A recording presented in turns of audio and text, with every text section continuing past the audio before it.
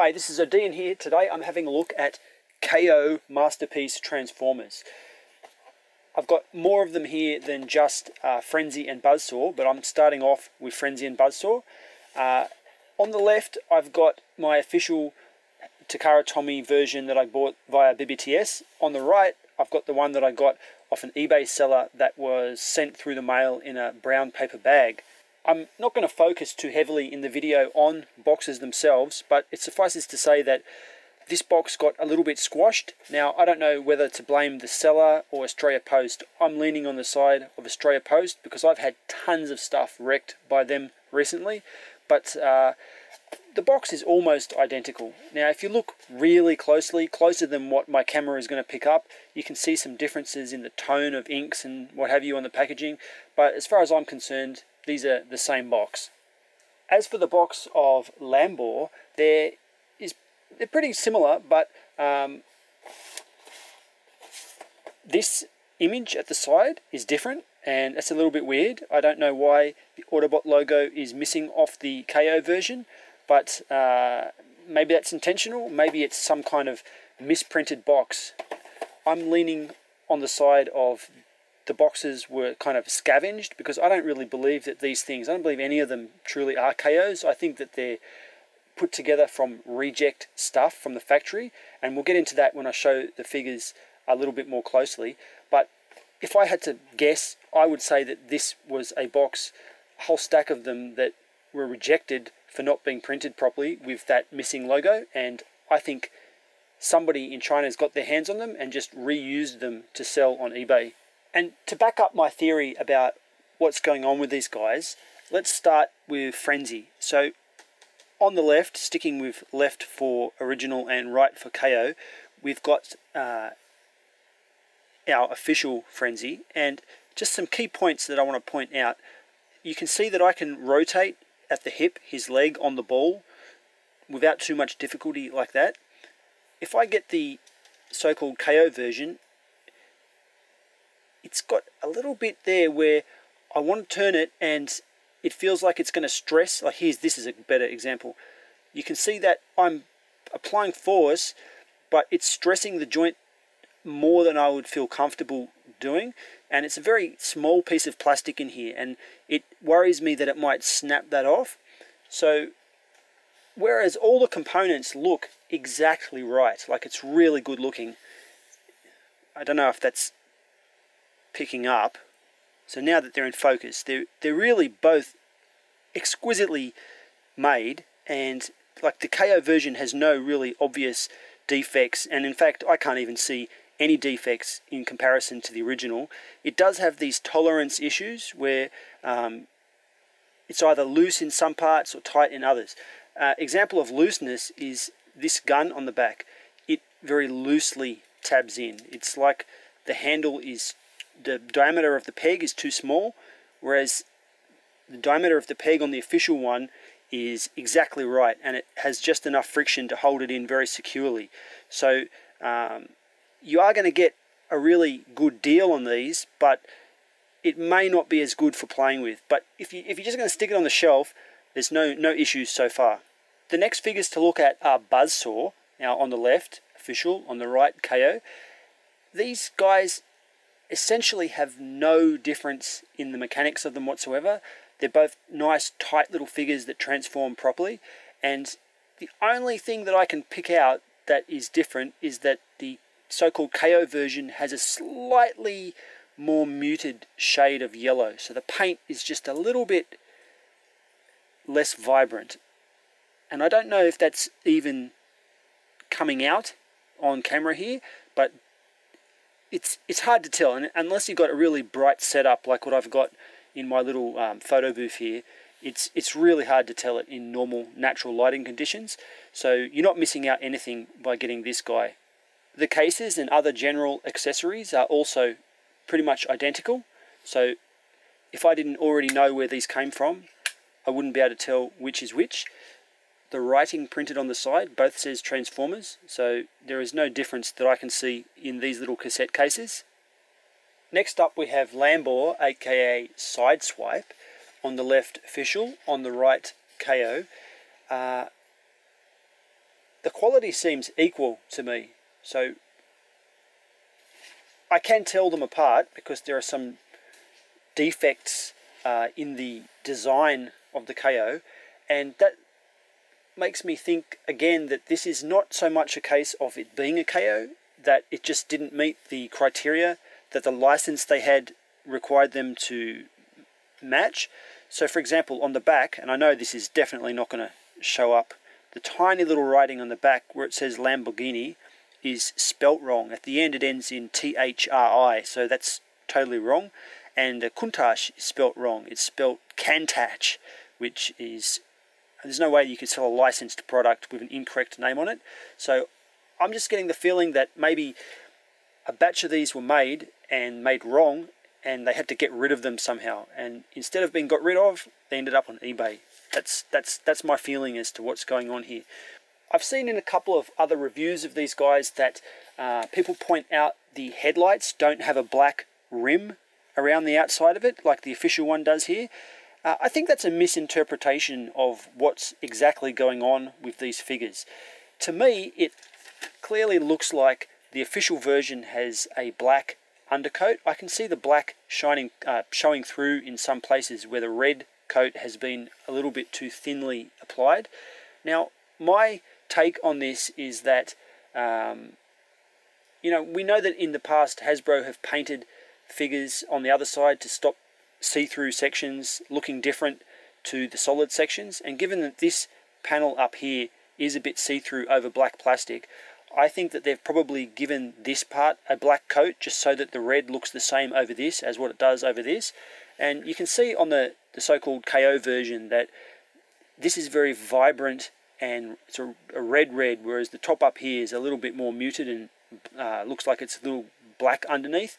And I think that that's how we end up with this black rim around the light here. Maybe that's just the whole piece was coated in black, and then in the final red coat it was only on the top surface. But either way, you don't get that. So if you can even see it, which I have a hard time seeing, that may be one sore point. I have bought the KO of Lambor and of Red Alert, which hasn't arrived yet, and of Tiger Track, which I'm going to show in a minute in the robot mode.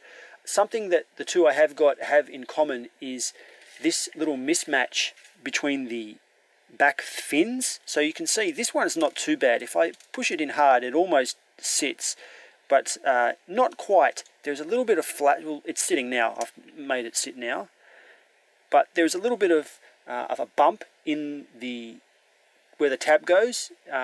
Might even call it remains of a sprue perhaps, and it can really easily be fixed with like an X-Acto knife or a razor or something. I fixed it on Tiger Track, but haven't been bothered to fix it on this guy yet because it wasn't so egregious on this version. And here's Tiger Track to show exactly what I mean. So in that little tab hole in there, you can see I've roughed it up. I've just cut off a little bit of the bump that was there, and now these guys fit exactly together. I did actually just trim the tab itself with a razor just so it was a tiny bit smaller to fit in there as well, because I think there was a little bit of paint globbed on that which was making it a bit too thick. One cool thing about getting this KO Lambor is that I got the exclusive, I think these were Amazon exclusives, I don't know, there's plenty of third-party ones, but I got a set of the screwdriver-shaped pile drivers that I didn't have before, so that's nice. We do get the original pair with both sets.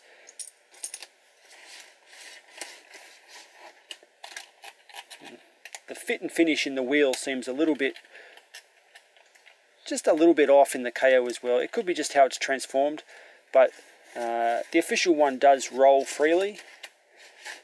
This one seems to jam up just a little bit, so maybe the tolerance on how those wheels were attached is a little bit off as well. So here's Tiger Track, and the box is squashed to shithouse. There's nothing salvageable about this. Now again, I don't know if this is the seller or a stray post. I'm leaning on the side of a stray post. It looks like it started off pretty much like the official with the silver on there. I haven't got the official one of this. I just didn't care that much about Tiger Track. I only really got this because it was cheap. I'm still hanging out for a proper sun streaker for my yellow Lamborghini. I don't need to have a real version of this guy. But now that I have it in hand, it is quite a handsome figure. Something to note is that the Countach and Lamborghini are spelt correctly on this version. So I don't think there's paint issues which has caused this to be rejected. I think this is really purely down to tolerance issues in some of the weapons. To illustrate that, let's start with his rocket launcher. So very loosely goes into the shoulder here. If you just give it a bit of a jiggle, it will fall out. The other huge tolerance issue is the rifle. So this is meant to hold in with friction when it tabs into the hand, but it just cannot tab. There is no way that this can tab into the slot, and that's because the slot in the hand there, which is very dark and hard to see, is loads wider than the tab in the gun. So there's no way that this is going to tab in. But luckily the fingers close, so if you do just put it in the approximate location and then close his hand up, he can still pretty solidly hold his rifle. So it's no big deal. I mean, if you had paid $80 for this figure, then yeah, that would be a huge deal. Paying $35 shipped, it's not a big deal at all. And in fact, as far as I'm concerned, that's really the only problem that there is with this guy. Because once I did the little mod to fix that tab on the fin, the only issue is holding his rifle, and he does that pretty well, so it's pretty good value. One thing I didn't mention is that all of these guys came with some form of paperwork, none of which I've opened. I don't really care about it, but it looks good enough. It may not be precisely the same paperwork that you get with the official toys, but it looks good enough to me.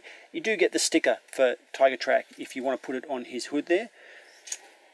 He also comes with all the different pile drivers in black. So having not bought Tiger Track, I don't know if they were in black on the official product, but they're in black with this one. His joints are as tight as the original. Now if you've looked at my video review for some, I think it was for Red Alert, I may have mentioned that he was pretty loose, and he was official, the review I did for that. These are no looser than that Red Alert. Not as tight as what I would like, but I think they're pretty much on par with the other Masterpiece figures from this mold. My final thoughts on these guys, definitely worth getting. Okay, so maybe there are some other little nitpicks that I haven't mentioned. I have to find a little bit of flash on Lambor's head here, because his brain cap won't sit flat, but as soon as I found that, I'm pretty sure that will sit flat. But these are great. I mean, I don't want to give the wrong impression. I don't encourage people to just buy these KOs. I mean, I've got the official versions of Red Alert here, and the other ones that I've shown, and I fully support Takara Tomy in making them, and they're some of the best toys that we've had in a really long time. And just to underscore that, I do continue to buy the new releases. I'm buying pretty much all of the new releases that are of proper characters. I only didn't buy the official one of Tiger Track because I know he's canon, but he's not in the cartoon. I don't care about him. Putting that aside, it is really cool to be able to get much cheaper versions that I can play with without worrying about wrecking. So when I pay $80 for a toy, I can't really have the same fun that I can have if I pay $35. So it just lets me have one in the box and one on the shelf. I can fiddle around with these guys, I can pose them, I can drop them. It's not going to cause me any huge grief. I always know that I've got the real one in the box to play with. So it's very good to be able to get these. I doubt we'll be seeing these KO versions for the other car guys, the Fairlady Z versions, because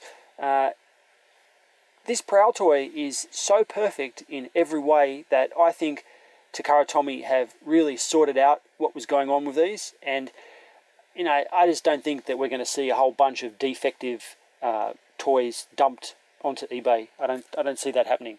So get these while you can. They can't last forever. And I wouldn't be surprised if eBay cracked down on these soon, because, you know, in the past we've had big crackdowns on KOs and counterfeit goods and all that kind of bullshit. So grab them while you can. Anyway, they're pretty much excellent toys. This is Odeean. Thanks for watching.